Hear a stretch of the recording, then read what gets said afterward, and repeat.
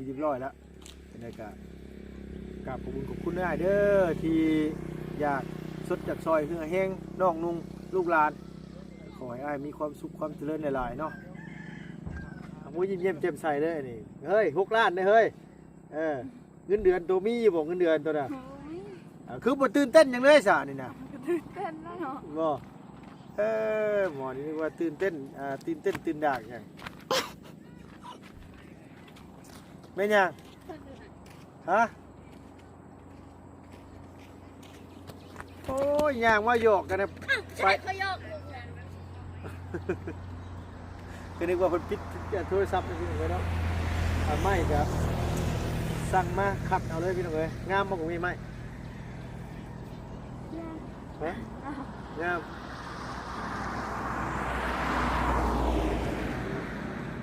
โอเคพี่น้องนี่จะสิว่าเอาเงินให้น้องเพิ่นก่อนเดี๋ยวเพิ่นสิเสียเวลาเรื่องกันว่าหาคนงานมาเฮ็ดอันนี้ซอย1 2 3 4 5เอาคือบ่ครบ2 3 4 5 6นะ6 ล้านกับ200,000กีบมีอยู่ว่า200,000กีบเนี่ยเศษมันให้เต็งซะเป็นยังบ่ โอ้ยเหลืออยู่50,000เอาแท้ได้นี่น่ะเอาพอดีบ่เป็น50,000เนาะก็เหลือกูหันอยู่แล้วก็ได้เนาะ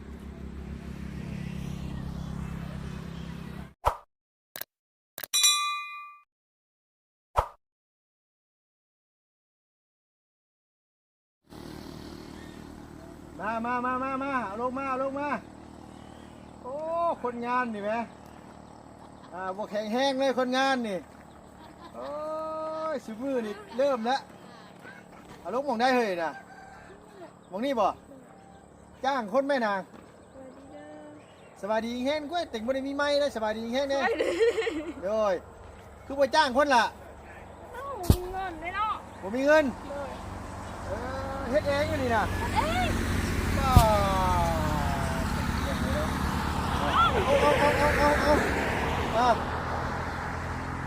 ไปยุ่งมาอีกไปจะเป็นกำลังใจเราเนี่ยบริซื้อเชือกข้างมาให้อ้ายแล้วมัดได้ดินะเขาต้องเอาเชือกข้างมาให้แล้วมัดมีเชือกข้างทั้งหมดยัดโอ้พี่น้องเลยเนาะพี่น้องเลยเนาะกลับทักทายสบายดีเด้อพ่อแม่พี่น้อง FC บัดสุขุสุคนเนาะระหว่างในและก็ต่างประเทศพี่น้องเลยที่เข้ามารับมาชมช่องเพิ่มชาแนลคือเก่าคือเดิมนะพี่น้องจบพ่อกันมานี่จะอยู่นี่แหละพี่น้องเลยอยู่เลื่อนเสากงมีพี่น้องเนาะเพิ่นกำลังกันว่าให้กระสอบดินมาถิ่มใส่หม่องน้ำโตนนี่แหละพี่น้องเนาะโอ้โดยตู้แม่ยิ้มเป้ยอยู่ตู้แม่ บ่ได้ซื้ออันนี้มามัดบ่น้องบ่ได้ซื้อเสือกฟางมาให้เพิ่นมัดบ่ห่านคันบ่มัดเสือกฟางมันหลุดได้น้องเอ้ยฮะโอ้ฮะเอายังมัดน่ะ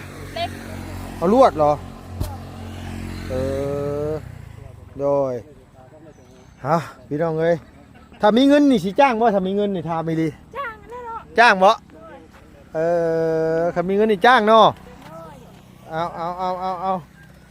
บ่ได้ฟันดีฟันยังได้บ่ทาไม่ดีบ่คันว่าฟันดีได้บอกแน่เลขนะบอกเลขถึกสิได้เห็นว่าจ้างให้บ่แม่นหยังดอกเอาอย่าพาไปนั่งก่อนน้องนั่งก่อนจักหน่อยนึงเนาะนั่งเบรกก่อนโถเอาทางนี้ทางนั้นกะนั่งเช้าเมื่อยก่อนบ่ได้มีอย่างดอกมาให้ก็ได้มีแต่ว่า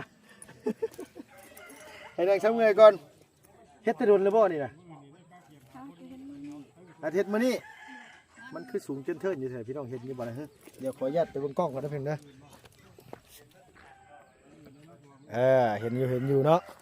เอาหัวเฮ็ดมื้อนี้บ่ซื้อมาจักกระสอบนี่นะ ฮะ เราสอบ 100 สอบเดี๋ยวลุงขออนุญาตถามแน่เป็นยังช่วงนี่ชื่อผอมๆน้องลดหุ้นบ่เนาะ โอ้ย ฮะว่าก็บ่ค่อยมีแฮงน่ะบ่ได้ลดหุ้นคือจอยลงแท้ซะ โอ้โหเลยเนาะมันจอย บ่ได้เมื่อยได้หยังบ่เมื่อยอยู่บ่ถามดีๆถาม เมื่อยกินข้าวกับเมื่อยกินข้าวบ่แซ่บอืม เริ่มเป็นมาดุลนะบ่ ประมาณเดือนนี้แหละ ช่วงเดือนนี้มานี่เนาะ โดย โดยพี่น้องเลยเนาะได้ไปหาหมอหาหยังอยู่บ่นาง ไม่ได้ไป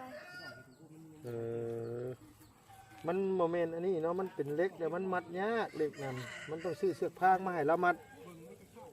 พูนว่านี่ก็ได้ตัวเองเฮ็ดมันมัดบ่ยากบ่นี่ยากบ่มัดอ่ะยากได้มันแข็งเนาะมันรุดเลยเนาะ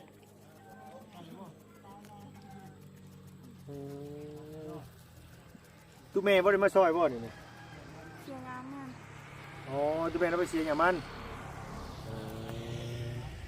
เฮ็ดผู้เดียวเลยใช่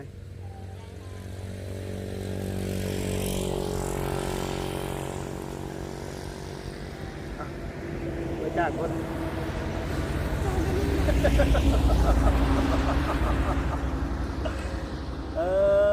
เดี๋ยวไปจ้างคนหน่อยไม่ต้องขอบใจเราลุงกับนี้วัดชำนี่พี่น้องไงเนาะวัดเนื้อวัดโตหากวัดสิเป็นก็ได้เนาะพี่น้องเนาะพอดีว่าทั้งนี้ทั้งนั้นกับมาว่าน้องเพิ่นคือว่ามาแจ้งข่าวเรื่องนี่เนี่ยเลื่อนซานมันซองโตมืออื่นนี่เพิ่นบ่ว่างมือฮื้อเพิ่นว่างเพิ่นสิมาเริ่มเฮ็ดเฮือนนั่นล่ะเด้อ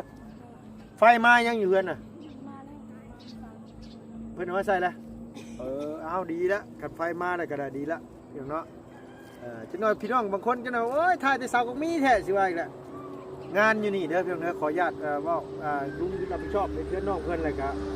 มื้อนี้มีข่าวดีมาพร้อมฮะอ้ายเพิ่นผู้นี่แหละผู้เพิ่นนั้นว่าซื้อไม้ให้สิจ้างสร้างมาเฮ็ดหลังคาเฮือนตั้งเสาเทคานเฮ็ดอปลาอ่างหมูอ่างในตัว ไอ้หักลุงนี่แหละพี่น้องเอ้ยเนาะก็เพิ่นเห็นสาวกุ้งมีจะจอยลงแล้วว่าแล้วก็ถามว่าน้องอยู่ดีมีแห้งบ่แล้วว่าเนาะ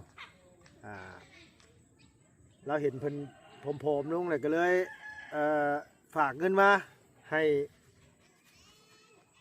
จ้างคนซะแล้วว่าอันนี้นะนั่งนุ่งซื้อยังก่อนนั่ง กุมุ กระมุกนี่นะซบดำแต่เพิ่นเอิ้นกระมุกนี่คือดำแม่นบ่นั่ง กุมุ กะ กุมุ กุกมุก เอาเลย อิหยังก็ กุมุ กูมุ กุมุ กูมุกุมุ คือดำเนาะมาต่อกันเรื่องนี้ก่อนเราเห็นมาตัวรู้สึกว่าผอมๆลงช่วงนี้แล้วก็เราก็เลยว่าอยากให้กงมีได้พักเหงื่อพักแห้งแน่แล้วว่าเอาเงินไปจ้างคนอื่นมาเฮ็ดซะพอได้เห็นว่าซอยเหือซอยแห้งไปโดยเราก็เลยฝากมาให้สาวกงมี300 หลอนเพียงน้อยแหละกับทั้งเบาลี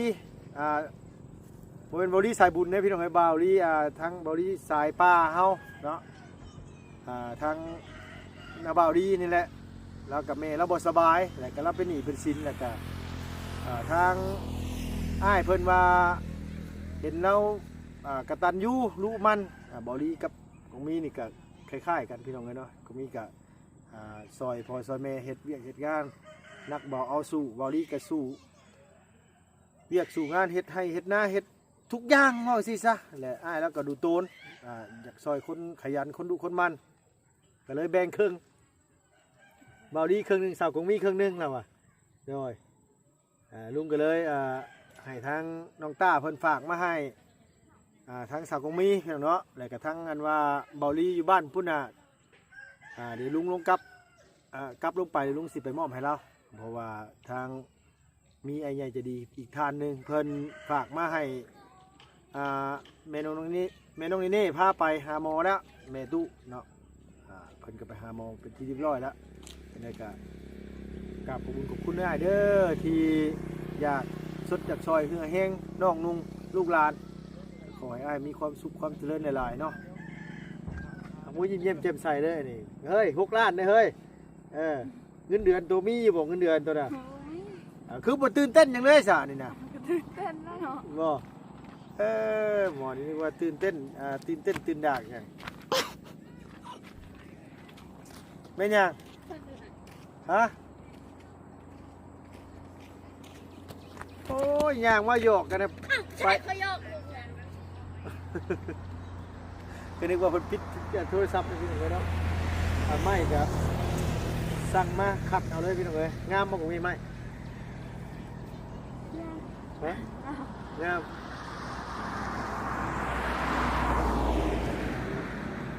โอเคพี่น้องนี่แต่สิว่าเอาเงินให้น้องเพิ่นก่อนเดี๋ยวเพิ่นสิเสียเวลาเรื่องอันว่าหา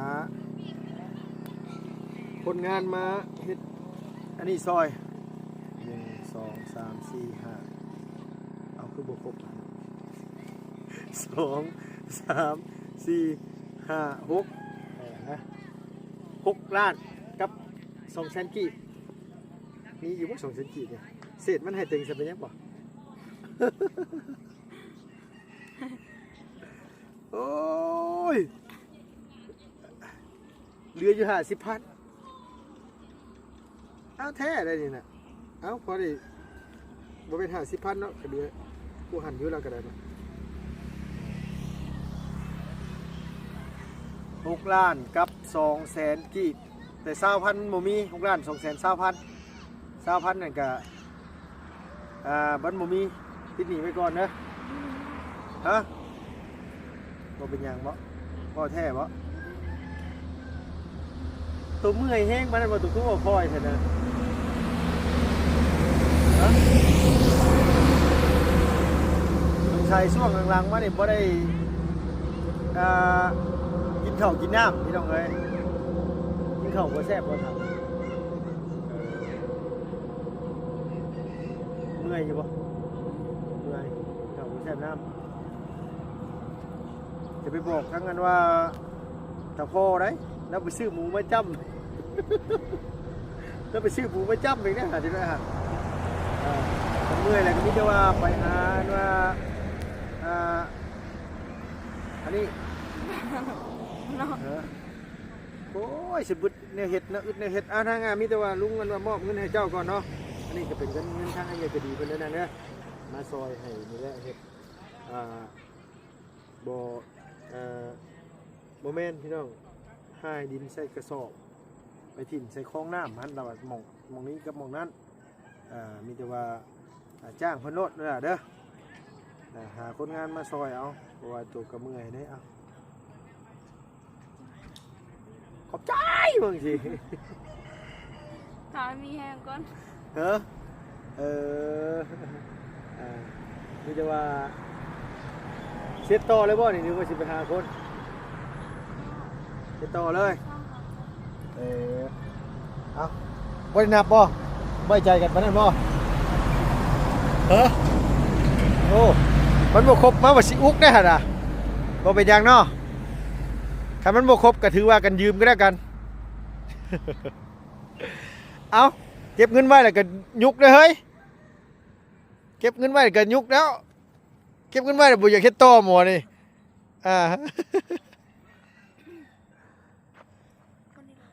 เอาคนอีกคะแล้วเนาะเอาตัวสิไปหาคนงานบ่ซะเอาคันเมื่อยก็มาอันว่าลุงซอยมาจับกล้องให้มามาจับกล้องให้มาฮะได้บ่ได้ก็ว่าได้น้องเอ้ยบ่ได้ก็ว่าบ่ได้เฮ้ยมันนักกะพัก มันค่ำมันมืดเลยไปหาน้ำอาบในแล้วกินข้าวกินน้ำแหละโดยมีแต่ว่าหยุดก่อนมีแนวสีอันว่าพาให้ไปเบิ่งอยู่ได้นี่นะพอแล้วไปมืออื่นจังคนไปพาไปเบิ่งบ่อปลาในนางบ่อปลาตัวมันเป็นยังไงหากจะว่าเปิดน้ำใส่มันเต็มเลยปลากระโดดหนีบ่แล้วปะจักได้ลงไปเบิ่งอยู่บ่ฮะ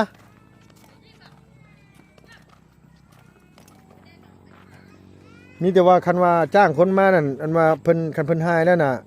ตัวให้เพิ่นหายใส่กระสอบเลยให้เพิ่นเลี้ยงไว้ในเด้อนางเด้อทางนี้เด้อให้อันเวลาฝนตกมาเลยให้น้ำมันโตนลงพี่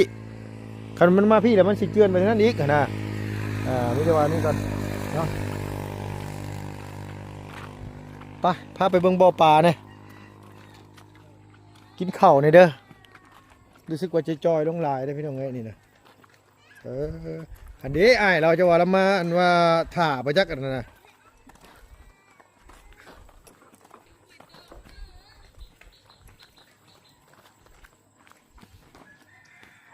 คนคอแชนนึงคนจะชุบยา ฮะ คนคอแชนนึงคนจะชุบยา โดยสบายดีเด้อเด้อสบายดีโดยสบายดีป้าพระเอกสิไปใช้คือแต่งตัวล่อเถยคือเต็มยศแทบบ่นี่วะจะไปขึ้นคอนเสิร์ตอยู่ใช้ปันนักร้องพี่น้องเอ้ยแต่งตัวปันนักร้องบ่นี่นะเฮ้อไปบุญกินแล้วข้าวป้า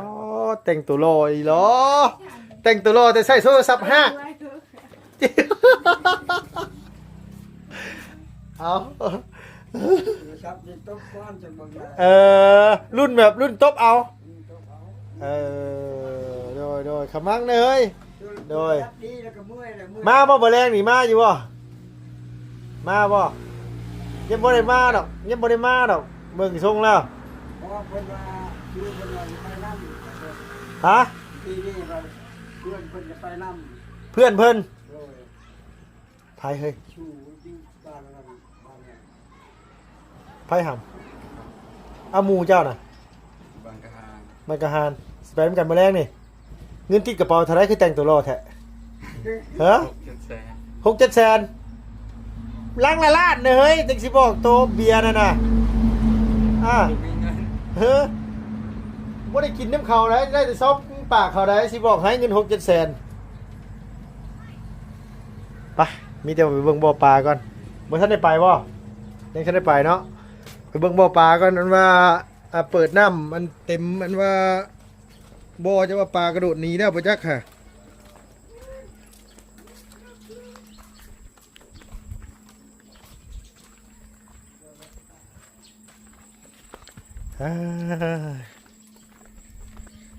เฮ็ดชูยางเว้ยไม่ยิงก็ได้เฮ็ดชูยางเฮ็ดเองบ่ชูยางโอ้ตูเมย์เราลงมาเฝ้าเลยแม่มันกระโดดหนีวะแม่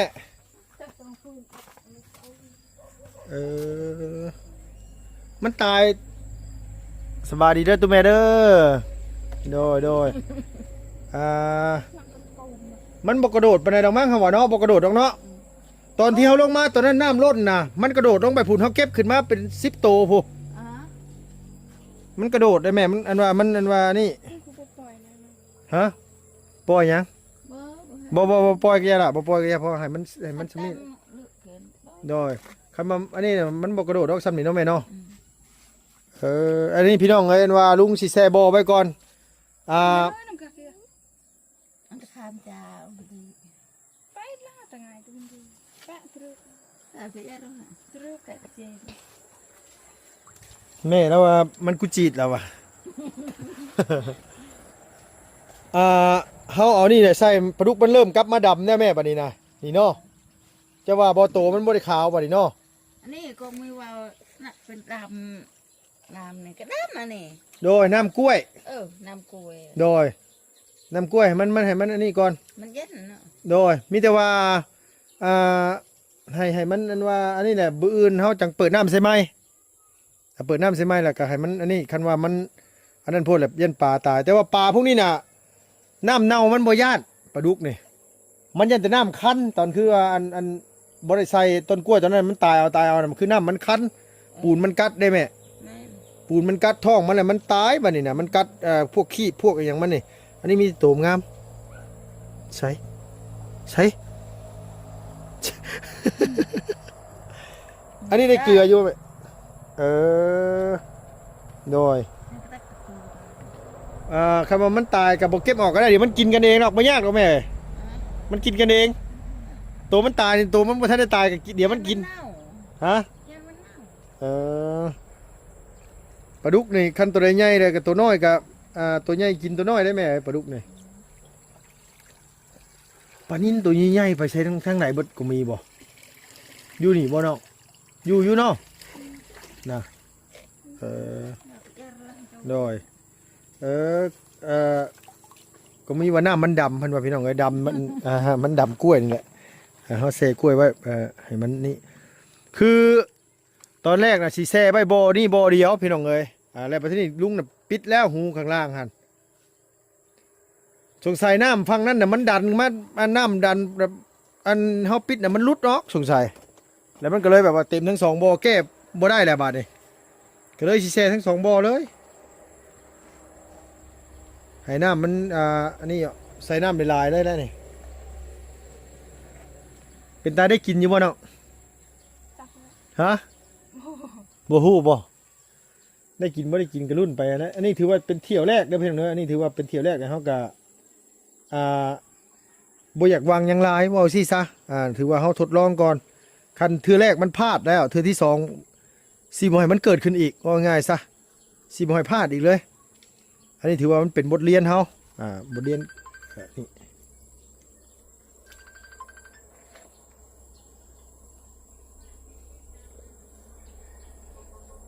FC โทรมาเขาFC หลายได้พี่น้องเอ้ยนี่นะโดยมีแต่ว่าตามนั่นเด้อนังเด้อเอาก่อนอื่นก่อนใดกะเดี๋ยวแป๊บนึงเดี๋ยวลุงสิให้อันว่า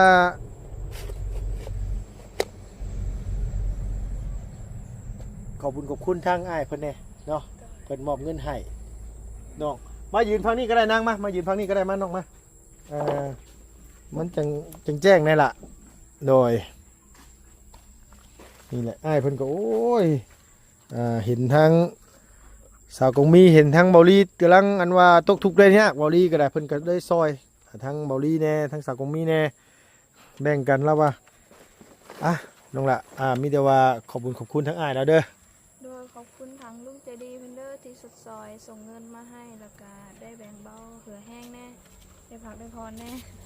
ต้องขอบคุณผลหลายๆให้เราอยู่ดีมีแห้งความเจ็บอย่าให้ได้ความขายอย่าให้มีขอให้สุขภาพแข็งแรงไปใส่มาใส่มีแต่คนรักคนแพงเศรษฐกิจงานก็ให้ดีเจริญรุ่งเรืองขอให้สุขภาพแข็งแรงเด้อโดยพี่น้องเอ้ยยังบ่เก่งปานใดเรื่องคำเว้าคำปากกระสมคนบ้านเฮาแหละเนาะอยู่แต่ไห้แต่สวนแต่ละมื้อก็บ่ได้ไปพบปะบ่ได้เป็นแม่ค้าเช้าขายคันเป็นแม่ค้าเช้าขายนะบ่ญาติเนาะเว้าไหลลวดๆแล้วอันนั้นก็ได้เนาะจังได๋ก็ต้องกราบขอบคุณขอบมุกขอบใจทางอ้ายหลายๆเด้ออ้ายเด้อขอให้อ้ายจงอยู่ดีมีแห้งความเจ็บจะได้ความไข่อย่ามีปรารถนาสิ่งใดก็ขอให้สมความมุ่งมั่นปรารถนาทุกประการเหตุธุรกิจการงานอย่างอยู่ก็ขอให้อ้ายเจริญก้าวหน้าในหน้าที่การงานทุกสิ่งอย่างที่อ้ายเฮ็ดอ้ายทำเนาะมีแต่คำอวยพรไว้ใช้ให้อ้ายอยู่ดีมีแห้งหาน้องก็ได้ขอบมุกขอบใจหลายๆที่ไว้วางใจมาหลายปีแล้วพี่น้องเนาะอ้ายแล้วก็ยิบยื่นเวียกยื่นงานยื่นนำจิตนำใจแบ่งเบาการเดินทางการอยู่การกินมากันหลายปีแล้วอ้ายแล้วก็สดซอยลุงมาเนาะก็ขอให้อ้ายมีแต่ความสุขกายสบายใจเด้อขอให้เจริญในศีลในธรรมขอให้ร่ำให้รวยได้เด้อเอาไปแล้วพี่น้องเอ้ยบายเด้อเพื่อนเด้อสบายดีเด้อสบายดีพี่น้องแน่นอนล่ะโดยไปแล้วพี่น้องเอ้ย